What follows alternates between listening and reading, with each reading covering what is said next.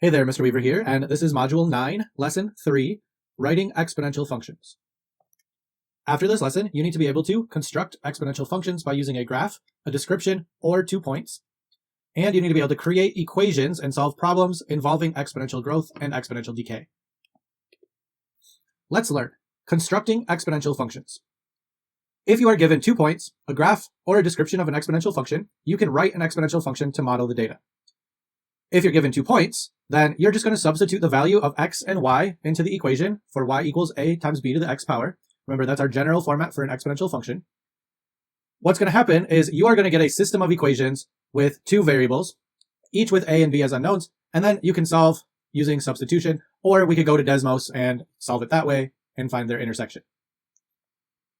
If you're given a graph, you can use any of the 2 points, just like we're doing with your given 2 points, and solve using a systems of equations of substitution. Or if we know it's going to be an exponential function and we're given 2 points, we can figure out our common ratio by seeing how does one change to the next and the y-intercept to see where it starts and go from there. If we're given a description, then we can use that information to find patterns, create a table or graph. In these situations, you're going to look for the words exponential or multiple, multiplication, those kinds of things, or possibly growing or decaying by a certain percentage. Those things are going to help you identify that it's exponential. Example 1, write an exponential function given 2 points. Write an exponential function for the graph that passes through 1, 6, and 3, 24. So we need to substitute x and y into y equals a times b to the x to get our system. So in the first one, we can plug in 1 and 6. So here we have 6 in for y and then 1 for our exponent. For the second one, we have 3 for the x and 24 for the y. Now what we're going to do is just solve either for a or b so we can use substitution. So I know that in the first equation that 6 was equal to a b to the 1. And if I just divide both sides by b to the 1, or just b, since b to the 1 really is just b, I would end up with 6 over b is equal to a. Now that I know that, I can plug that value in for a and go through here. So if I multiply this together, I would have 6 times b to the 3rd power divided by b.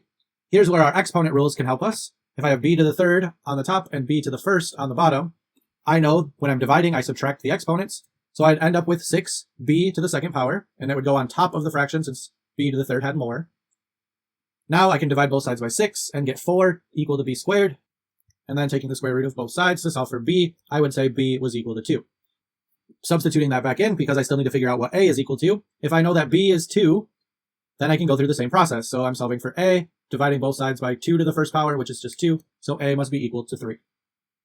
So when I plug it back in, my equation would be 3 times 2 to the x power. Check your understanding. Write an exponential function for the graph that passes through -1, 20, and 1, 5. Pause the video now and complete the check.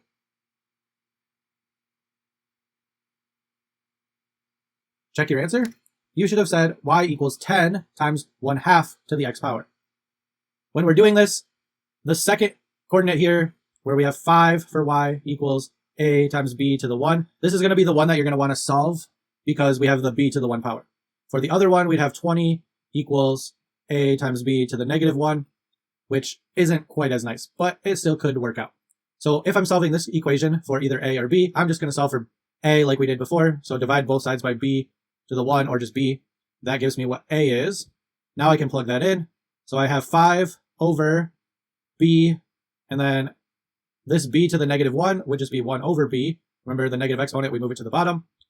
That equals 20. So I really have 20 equals 5 divided by b times b. This is a 1, this is a 1. Together multiplied would be b to the 2nd power. Now I got to solve for b squared. To do that, I'm going to divide both sides by 5, and I would get 4 equals 1 over b to the 2nd power. To solve for a variable that's on the bottom, then I'm actually going to need to multiply both sides by the variable. So 4b squared equals 1, and then divide by the coefficient now. So b squared is 1/4. Finally, now that I have b squared, I can take the square root. So the square root would be b equals, and then the square root of 1 is 1, the square root of 4 is 2. So b is 1/2, which is good, 0.5. Can start filling stuff in. Then now that I know that b is 1/2, I can pick either thing. So 5 equals a times 1/2, and then to the 1 power, which just makes it itself. Multiply both sides by 2, a must be equal to 10, which is what we said. So for all of this, we can solve with 2 points by using substitution as we did by making a system of equations with substitution. If we want to attempt to use Desmos as our way of solving our systems of equations, we can. It's just a little tricky and we have to use a little manipulation. So here I took my original formula for my exponential y equals a times b to the x and plugged in my values of my coordinates for my x and my y. Notice nothing happens and it gives me an error message. But if I can change a into x and b into y, even though they really were already there, now I'm given these kind of weird looking graphs. And just like when we did it with linear equations, there is a place where they intersect, and that is your two values. Now, when we're doing this, we should always just quick double check. I'm going to turn the lines off. I know it had to go through 1, 5 and negative 1, 20 as my two things. So what I need to do, I'm going to check if I were to use the correct one. So it was 10 and 0.5 to the x power. Notice it goes through those two dots like it should, because it did say it went through those two dots. If I tried the other ones, notice when I plug in both negatives, it also gives me the correct function. However, when we simplify it, it would be saying like negative times a negative, which we might as well have just done it positive in the first place. So if you come across a place where both things are negative, just choose the positive points. Example 2, write an exponential function given a graph. Write an exponential function for the graph. Here we can see our graph. We can see here that negative 2 is about 10. Negative 1, I'm going to say that's about 5. Now, this next one doesn't look like it's quite at 3, so let's use our pattern here. If we know it's exponential, we have to be following the same rule each time. So 10 to get to 5 would be half. So if I follow that same rule again, half of 5, 0 must be at 2.5, and then 1 must be at 1.25. Now we can do just like we did before and write our system of equations using 2 points. Since there's a 0 in the first equation, right here, they plugged in 0 and 2.5, anything to the 0 power is just 1. So this is already solved for a, so a must be equal to 2.5. Then to solve for b, we can substitute 2.5 in, and that value must be equal to 1/2.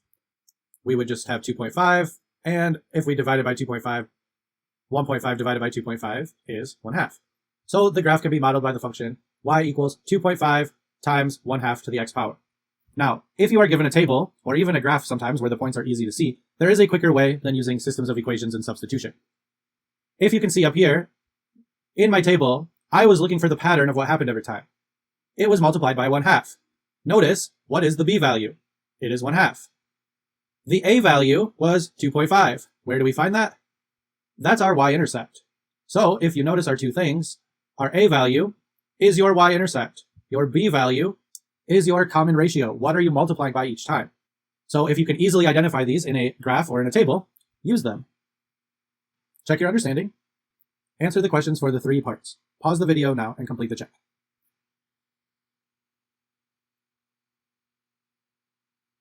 Check your answers. So first for part A, we're estimating the value of y when x equals 4. So here's x equals 4. What is that value? It is at 8. Y would be equal to 8. B, write an exponential function that models the graph. So we're estimating that it's at 8. So if I do that, I'm going to say that that's at 8. One space before it, I'm going to predict that's at 4. So what's happening each time? What did we have to multiply by? 2. So my prediction is that the b value is 2 because we're multiplying. And would it fit if we did here? 2, 2. How do I go from 2 to 4? Multiplying by 2 again. So it looks about right. Where are we starting? Well, if we follow our pattern backwards to the y-intercept, this is at 2. So this next one will be at 1. We're dividing by 2 going the opposite way. So this would be at 1/2. So our exponential function here would be y equals 1/2 times 2 to the x power. Again, half is where we started, the y-intercept. 2 is what we multiplied by each time. So if we're using our function to find the y value when x equals 4, actually using it, we would also get y equals 8. We would get that by plugging in, just to double check, 2 to the 4th power. So I plug in 4 as my exponent. And 2 to the 4th power, exponents come before multiplication. So 2 times 2 is 4, times 2 is 8, times 2 is 16. What's half of 16? 8. So we get y equals 8. Again, the main part that we need to learn is, can we write the function from our graph? 0.5 is where you start at your y-intercept. 2 here is what you multiply by each time. Example 3, write an exponential function given a description. Our real context here is contest.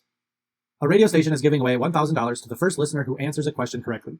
If the question goes unanswered for 1 hour, the prize increases by 10% until it is answered correctly. Write a function to describe the situation.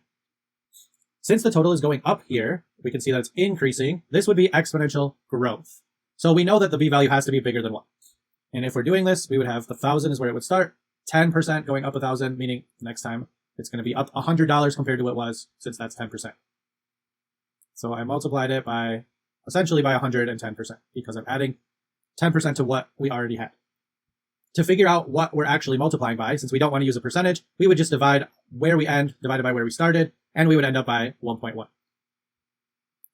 These two really are the same thing, since if you think about when you're dealing with decimals, you want to change it to a percent to a decimal, you move the decimal place twice, so 1.1. As we're going through this, the a value is where we started, so that is the y-intercept. A is 1,000. So based on these two things, we know our start value is 1,000. We know that each time it's getting multiplied by 1.1, going up by 10%. So if we're figuring out which one models, it's going to be a, your start value, times b to the x power. So our start value has to be 1,000. Can't be that one. Is that 1,000? Yep. Is that one? Is that one? Our b value is what we're multiplying by. It is going up 10%, 1.1. So must be d. Let's learn solving problems involving exponential growth. In the previous example, we saw a situation where the total was going up by a certain percentage each time. That situation could have easily been modeled with exponential growth. So our first key concept here is the equation for exponential growth, which we can see right here. In this equation, these variables usually all mean the same thing, no matter what the context. So y is going to be your final value, your ending amount. A is your start value, just like it was in the original, just like it was in the basic y equals a times b to the x. It's the start value. Here, instead of b, we have 1 plus, and we can tell that it's growth because there's a plus, r. R is your percentage, and usually it's written as a percentage, but you're going to have to change it into a decimal. And that's super important to do, make it sure it's a decimal. And then finally, we have t. Instead of using x for our exponent, they usually use t for time. Our other key concept shows a specific type of exponential growth called compound interest. So this is a pretty complicated looking formula. However, there's not really much difference between what's written here and for the basic exponential growth. Instead of y, they use a capital A for the amount, your current amount. P stands for the principal, which is really just your start value. Okay, there's still a 1 and a plus, so your total's still going up. Here's where the compound interest is slightly different. So compound interest means that your bank is usually giving you interest on top of your interest, on top of your other interest, and so on, and your money keeps going up a little bit quicker than simple interest. So what they do for compound interest, they take your rate and then divide it by how many times it's going to be compounded in a year. So this n value, which is actually shown here twice, is going to be how many times it's compounded in a year. And there are specific words that you're going to need to know that tell you how many times. So for example, if it says yearly, they would only compound it once. So n would be 1. If it was said semi-annually, then it would be 2 per year. If it said monthly, there are 12 months in a year, so it would be 12. It's how many times it can be compounded in a year. If for some reason you were given a daily compounded interest, then you'd have to plug in 365. Usually you're going to see yearly or semi-annually or monthly, one of those three things. However, it could be any value of time for a year. And then finally, we still see a t up in the exponent. Again, that's how many years has passed. So where up here, the t is just the time. It could be months. It will be specific to that context. In compound interest, it has to be in years. So if they said 6 months, you would have to plug in 0.5 for the years, because that's half a year. Example 4, exponential growth. Our real context here is goods. The gross domestic product, or GDP, is the monetary value of all the goods and services produced within a country in a specific time period. The GDP per capita is this value divided by the population. One model says that the GDP per capita in the United States was 13,513 in 1946, and it has increased 2% every year. So first in part A, let's write an equation to represent this GDP after t years. So here we can see our first instance, t for time, where the original GDP was in 1946, and r is the rate of growth each year. So in 1946 is where we're starting. What was the value that year? So that is our A value. Each year it grew 2%. So R would be 2%, but we can't use it as a percent. We have to change it to a decimal. So move it over twice. We would get 0.02. Now that we know those things, let's use our exponential growth formula. So we need to use this formula. It has the plus in it. That's going to help us tell us it's the growth formula. So if I plug in my A value, I plug in my R value, and now I just need to simplify it out. So really, the only thing I'm going to do is combine these two things here. My A value is going to stay outside, and then I'd have 1.02 to the t power. So this would be the equation we could use to figure out the GDP in any year since 1946. We would just plug in how many years for t and solve. So for part B, if this continued, what would be the GDP in 2016? So we need to figure out our time, we had 2016, and we need to figure out how many years that is since 1946, we would get 70 years. So I just subtracted. Now that I know that the time is 70, I can plug that in for t. I can use my calculator or head over to Desmos and type in everything but this y equals, and I can figure out that the GDP in 2016 was about 54,046. Check your understanding, read through the situation, and complete both parts. Pause the video now and complete the check.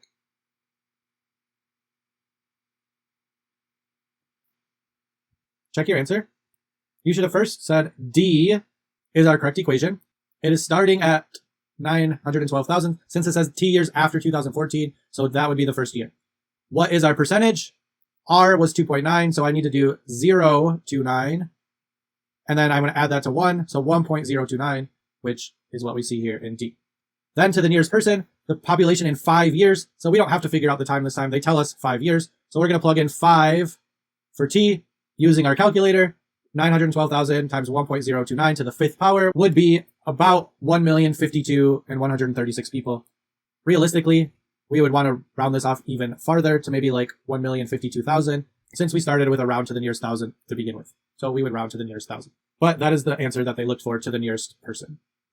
Apply example 5, compound interest. Our real context here is college planning. Maria invests $5,500 into a college savings account that pays 3.25% compounded quarterly. How much money will there be in the account after 5 years? So first, let's describe the task. What are we being asked to do here? What questions do we have? How can we figure those out? Pause the video and write down your thoughts. So here we're asked to use compound interest to find out how much money she'll have after 5 years. And I can tell I'm using compound interest because it says the word compounded. So what formula do we need to use? That kind of weird looking one that was in our second key concept. For part 2, what are we going to do to approach this? Well, let's use the formula and plug in our values that we're given. Now let's figure out our solution. So first, let's write an equation to represent the amount of money in her account after t years.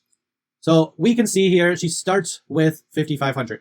That's your p value, your principal. Here we can see our rate at 3.25%. And then here we have our keyword that tells us our n value. That's the number of times it was compounded. Quarterly means that the n value is 4.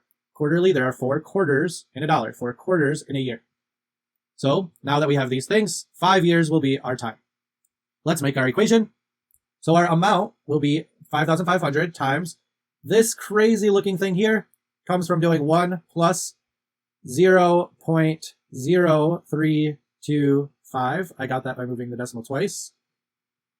Dividing that by 4 first, because remember, compound interest, we have to divide by the n value.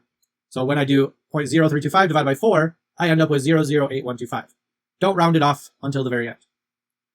Then we still have to plug in n in front of our t value, and then we're not going to use t yet as 5. We're just going to keep it as t.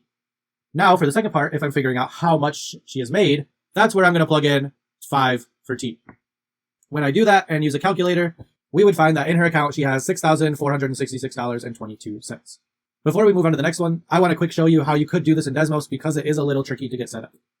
When you're using Desmos as a calculator for compound interest, my suggestion for you, type it in as you see it. So our formula here, a equals p times 1 plus r over n to the nt power, then add a slider for everything. And you can just change your values to what you need. So our principal was 5,500. Our rate, let's change it to a decimal right away. So 0.0325. And we said it was compounded quarterly, so 4 times. And then finally, t has to be 5 years.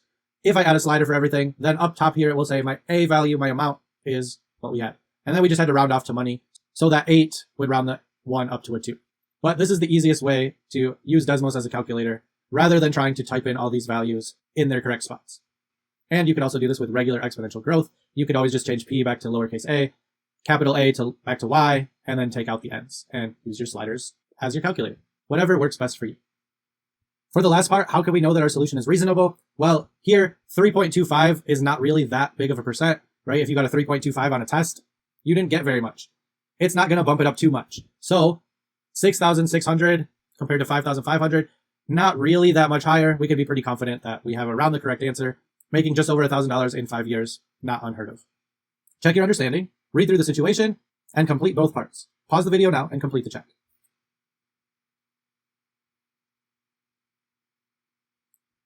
Check your answer. First, Amari is going to have the most money after 10 years, and how much more money? only $3.11. To figure this out, I'm going to use Desmos, as we just did. Each brother had $1,000 to begin with. That was your principal amount. Their rate was both 2.25, so we need to change that to a decimal, so 0.0225. The difference here is going to be n, since our time was both for 10 years. So n, the first brother, it says, was compounded annually, so we have one time in a year. So his total, I'm just going to type it down here, $12.49 and 20 cents. For the other brother, it was compounded daily, so 365 times. Our total, $1,252 and 31 cents. What's the difference? Well, let's just subtract. So I'm going to just use this row as a calculator. $49, $20, $3.11. Let's learn. Solving problems involving exponential decay. Our key concept is the equation for exponential decay.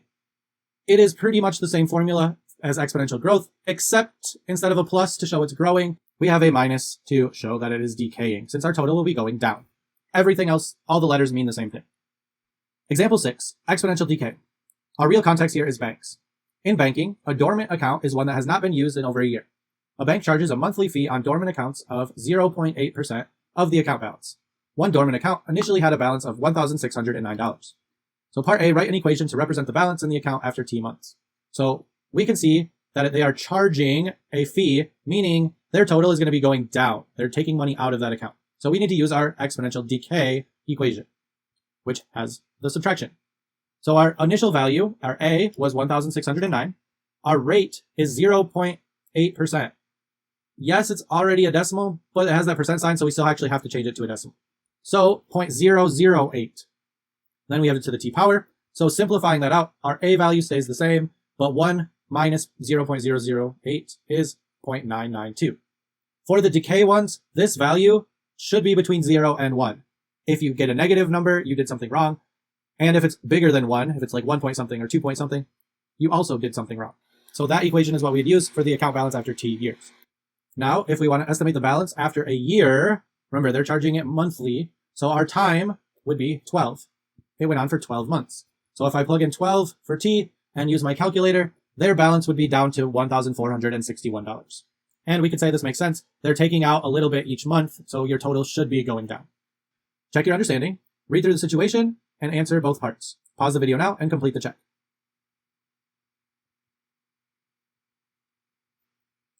Check your answer.